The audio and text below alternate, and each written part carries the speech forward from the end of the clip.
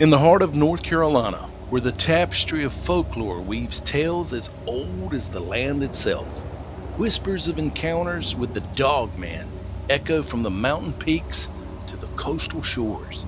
This elusive figure, part human, part canine, maybe, has long stirred both fascination and trepidation among locals, etching its presence into the very fabric of the state's mystique. Those who claim to have crossed paths with the Dogman recount chilling narratives that range from a fleeting glimpse in the shadows to horrifying encounters under the cloak of night. Despite skeptics' attempts to rationalize these sightings as mere tricks of the mind or misrepresentations of wildlife, the persistence of these stories only deepens the shroud of mystery surrounding this creature. Whether rooted in tangible encounters with an otherworldly being or born from the fertile soil of myth and legend, the lore of the Dogman has become an indelible part of North Carolina's cultural tapestry. The Dogman's presence continues to beckon the curious and caution the weary, adding an eerie allure to the already mystical landscape of the old Tar Heel state. Join us now as we dive deeper and share stories from North Carolina Dogman encounters. This happened in Robeson County. It was sometime in July, around 1990, I guess, if I can remember correctly. I was around 9 years old. We were at my mom's friend's house because they were having a little party.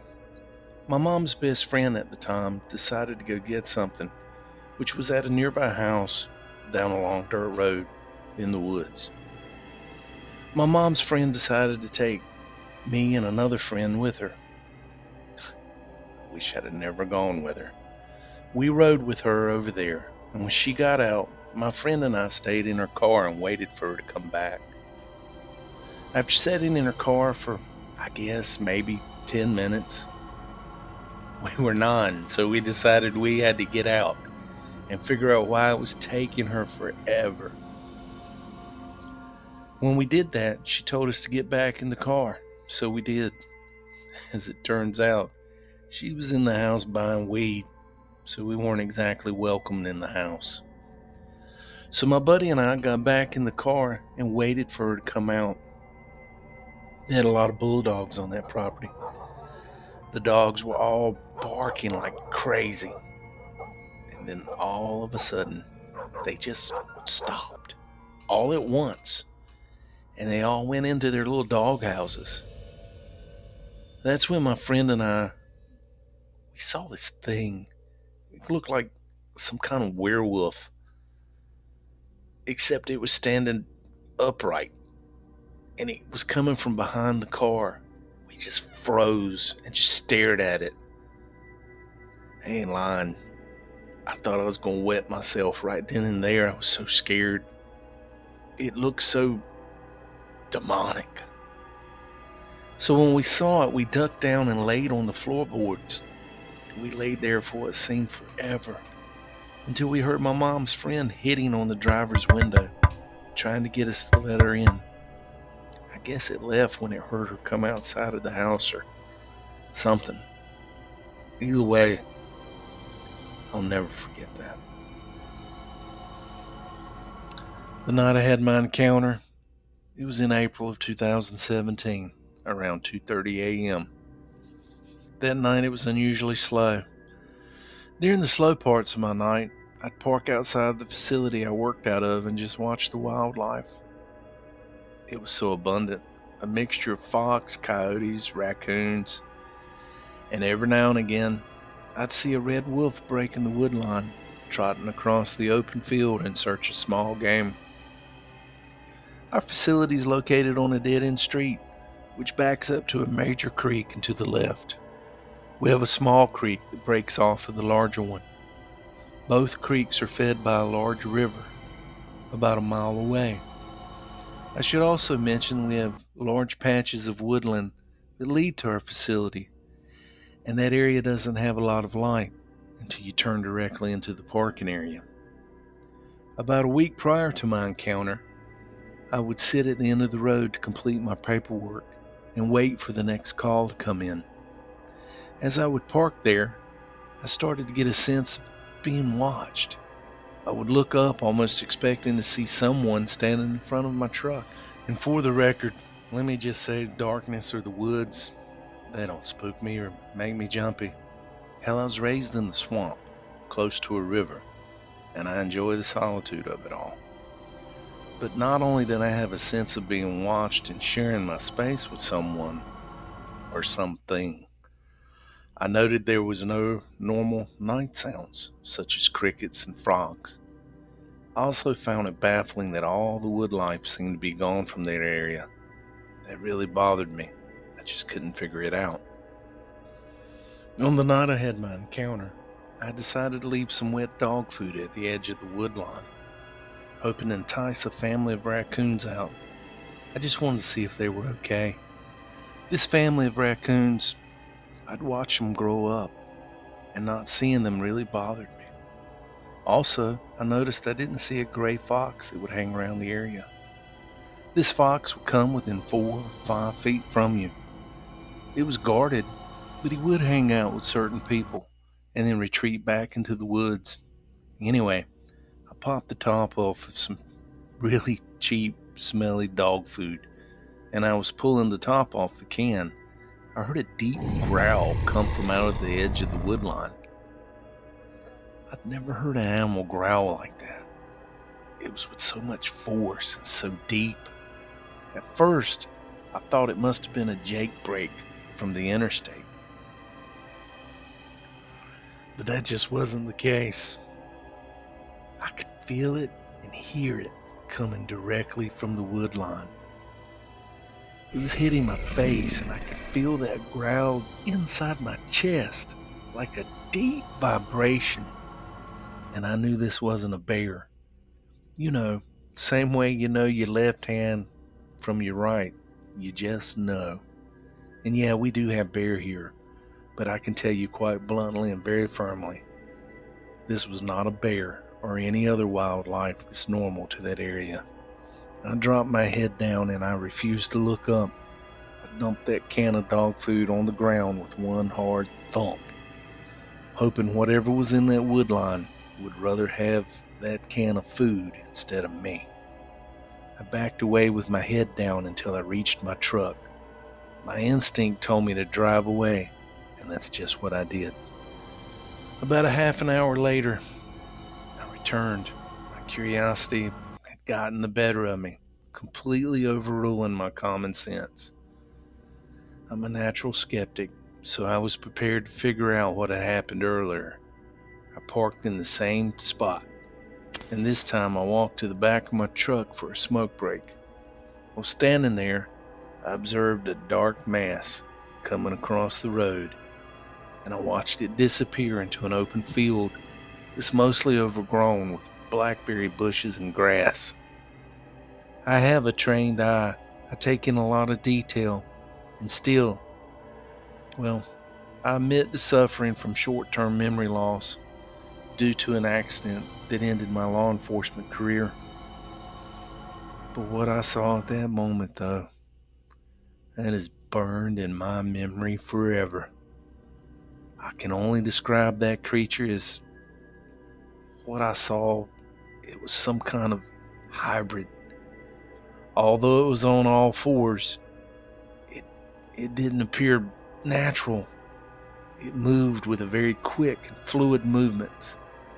Looking back, I'm most surprised that the creature had the intelligence to attempt to appear natural. But something was off with its gait. It was kind of like the front legs were pulling its body forward. The back was hunched at the shoulders, and it had a long back. The creature was black. I can only describe it as a dark mass with no reflection. I also noted it had a small animal in its mouth. The strange part was I could see the definition of most of the small animal compared to the darkness of the creature that I now believe to be a dogman. The snout was long but fit its body. What struck me so odd was its ears. They were folded back like you might see on a Dutch Shepherd or a German Shepherd. I guess with my background working with dogs, the ears were clearly defined to me. I can't say what kind of tail it had or even what color its eyes were. I just know it was there 1 minute and gone the next. When daylight came, I went looking for tracks, but I decided to listen to my gut, and I didn't go in that field looking for it. The ground leading out of that smaller creek was covered in grass, and what dirt was there was hard. I was baffled, but more amazed than anything. I sat on my experience for several months. I just didn't tell anybody about it. I started researching, scouring the internet for what I'd seen. I guess in my mind, I wondered if it was some type of hybrid, you know, created by man in a lab and it had escaped. I found several sites on the internet, but none seemed to come close to what I've seen. Nothing at all until I came across a picture of a Dogman. If you take what I saw and stand it upright instead of it being on all fours, well, that's what I saw, a Dogman, without a doubt. I'm pretty sure this Dogman must have been a young adult. It wasn't overly massive, and what I think about the most is the fact that this Dogman had to have caught my scent before clearing that woodline. And I know scent. I know how it works. That Dogman knew I was there before coming out of the woods. I suppose that would be an answer I'll never have. But anyway, after a few months of keeping my experience to myself, I spoke with a few of my coworkers. Of course, they told me it was a bear or a large wolf, but they did acknowledge that wildlife had disappeared for a while. I was told to share my story, but I think it was only one of my coworkers could get a good laugh at me behind my back. I stand by what I saw, although I don't talk much about it because of people like my asshole coworker. I ain't never been fascinated by Bigfoot or any other animal like that. Although I did respond to a Bigfoot call off the record for a law enforcement friend. That's a story in itself. But at this point, I'm consumed by what I saw. And as I write this, I am once again on night shift, parked at the same spot I had my encounter.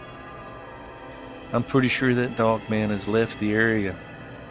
Wildlife is back and the night sounds are all around. I guess I'll always wonder if it will come back again. But I can't say I'll ever walk the woods at night again.